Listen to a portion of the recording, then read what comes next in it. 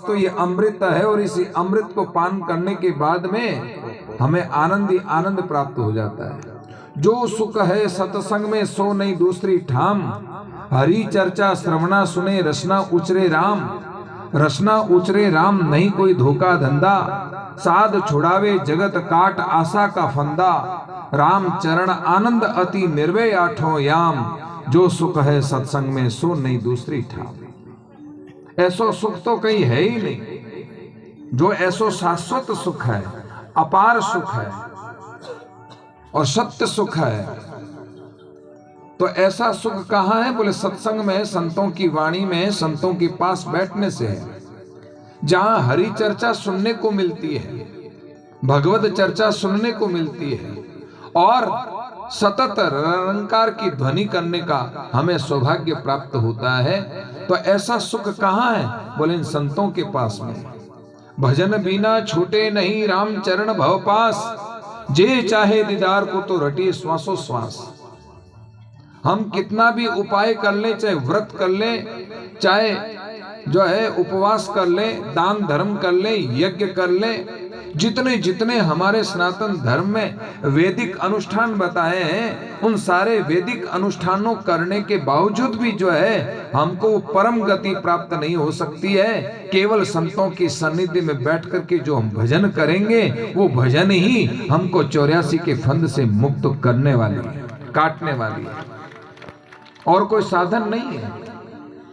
भागवत के 11वें स्कंद में भगवान श्री कृष्ण नंद नंदन यशोदा नंदन कुंद मुकुंद ब्रजेन चंद्र श्री श्याम सुंदर से उद्धव जी ने पूछा, आपसे मिलने का सबसे सुगम साधन क्या है?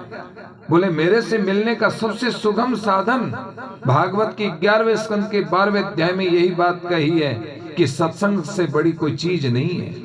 सबसे सुगम तरीके से यदि मैं कहीं मिलता हूं तो सत्संग के जरिए मिलता हूं। सत्संग के जरिए मेरी अनुभूति होती है, मेरा एहसास होता है। वह किसके प्रभाव से? सत्संग के प्रभाव से जीवन निर्मल बनता है। भगवान से पूछा कि भगवान, जब आपकी सत्संग से प्राप्ति होती है, ये बात समझ में आई, पर व्यक्ति का जीवन कैसा होना चाहिए? तो सुंदरकांड में ये बात कही है कि निर्मल मन जन सो मोहि पावा, मोहि कपट छल छिद्र न भावा। जो व्यक्ति निर्मल है, शुद्ध है, सात्विक है, जिसका अंतःकरण शुद्ध है। भागवत की 11वें स्कंद में भगवान श्री कृष्ण ने जगह जगह उद्धव को माध्यम बना करके हम लोगों को जो है यही मार्ग दिया है कि जब तक अंतःकरण शुद्ध नहीं होता है, तब तक जो है उस परमपिता परमात्मा की हमें अनुभूति नहीं होती है।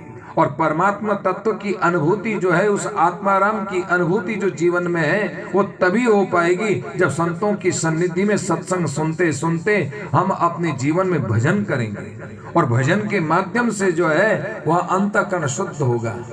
और अंतःकरण के शुद्ध करने का उपाय बताया है कि तुम संसार से अनासक्त होकर के मुझ में अपनी आसक्ति कर लो और सबसे स्नेह छोड़ो और व्यवहार मात्र में स्नेह रखो और मेरे से जो आसक्त हो जाओ। उस परम तत्व की प्राप्ति करने का यही सबसे सुगम साधन है। जगह जगह चाहे कपिल का प्रसंग हो, चाहे जड़ भरत जी का प्रसंग हो, चाहे पुरंजन का आख्यान हो, इन सारे आख्यानों में भी यही भाव मिलता है। उस परम तत्व को प्राप्ति करने के लिए सबसे सुगम साधन सत्संग है। जो सुख है सत्संग में सो नहीं दूसरी ठाम। ये सत्संग के अलावा तो कहीं ठाम ही नहीं है। आप कितना भी उपाय कर लो, आप कितना भी लाख उपाय कर लो, आपको किसी साधन से सुख नहीं मिल सकता, केवल सत्संग से मिल सकता है। इसलिए सत्संग की महत्ता ही हमारे जीवन में सर्वोपरि है। अरे हनुमान जी महाराज ने जो है, हमारी हनुमान बाबा के लाडले बैठे हैं ओम जी, हनुमान जी जब लंका में प्रवेश किया तो हनुमान जी ने एक मुक्का मारा, किसको? लंकिनी को। लंकी ने क्या कहा? लंकिनी ने, हे चोर कठिरो कठिन नहीं जावे, तू रुक। हनुमान जी क्यों मने तू चोर कहवे? चोर तो थारे माए बैठो बटी ने, और तू मने चोर बतावे, मैं राम जी रो दूत हूं। और जो सीताजी ने हरण करियो वो चोर है, उन चोर री तो रखवाली करे। डबजा एक मुक्को पड़ियो और जो ही मुक्कारो स्पर्श होयो उन्हीं टाइम रा तात स्वर्ग अपवर्ग सुख धरिए तुला एक अंग तूलन ताही सकल मिली जो सुख लव सत्संग। बताओ कितनी बड़ी बात कही। बड़े बड़े ज्ञानियों के द्वारा अनुभव करने के द्वारा ऐसी बढ़िया सत्संग की महिमा नहीं कही जा सकती है। जो ऐसी सत्संग की बात केवल हनुमान जी के एक मुक्के के प्रहार से उसके मुख से सत्संग की ऐसी अनमोल व्याख्या प्रकट हो गई कि भाई तराजू के एक पलड़े पर सारे सुख रख दिए जाए और दूसरे पलड़े में सत्संग का सुख रख दिया जाए, और यदि तोला जाए तो सत्संग का सुख का पलड़ा भारी हो जाएगा और बाकी सारे सुख हल्के पड़ जाएंगे। चाहे वो स्वर्ग का सुख हो, चाहे अपवर्ग का सुख हो, चाहे दुनियादारी का सुख हो, चाहे भोग का सुख हो, ये सब क्षणिक है, नाशवंत है। सबसे शाश्वत सुख वही है पर ब्रह्म परमात्मा की जो है सत्संग की बात सुनना। यही तो बात जो है विश्वामित्र जी में और वशिष्ठ जी के बीच में यही तो बात हुई।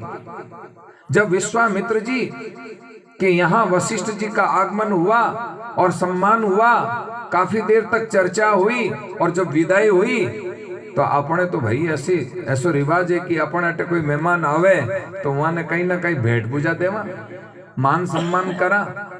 तो और रिवाज तो अनादिकाल सु है, आयोड़ा संतारो आदर करनो सम्मान करनो। तो वशिष्ठ जी आज पधारिया विश्वामित्र जी रे अठे और बड़ो भारी आनंद होयो। और जब जावन लग गया तो विश्वामित्र जी सोचियो कि चलो फूल नहीं तो पाखोड़ी भेंट करूं, और पाखोड़ी रे रूप में आप रे मन में कटी कटी तपरो अभिमान हो तो के मैं 10,000 वर्षी तपस्या आ एक तुच्छ भेंट है आप रे श्री चरणों में समर्पित है, आप इन्हें स्वीकार करो। वासा जनपाची भैया तो उदारी है, सीधी सी बात है। तो वशिष्ठ जी जाता जाता कियो बाप जी मैं आयो थाके, अब थे आई जो माके थे मारे पधार जो। तो बोले ठीक है। अबे 10,000 वर्षी तपस्या लेन वशिष्ठ जी आप रे घरे गया, आश्रम में गया। कालांतर में कोई समय में जब घूमता घूमता विश्वामित्र जी वशिष्ठ जी रे अटे गया, वे वशिष्ठ जी बड़ो आदर करियो सम्मान करियो। और सम्मान करने के बाद काफी चर्चा होने के बाद जब उनके श्री चरणों में भेंट करने की बात आई तब विचार किया कि क्या भेंट करें। इन्होंने तो 10,000 वर्ष की तपस्या भेंट की है, तो चलो एक बात करो, आप तो सत्संग मोटो है, इनमें से 2 क्षण को सत्संग जो है आप भेंट समर्पित करना। और 2 क्षण को सत्संग जो ही भेंट करियो विश्वामित्र जी रा तेवर तो चढ़ी गया।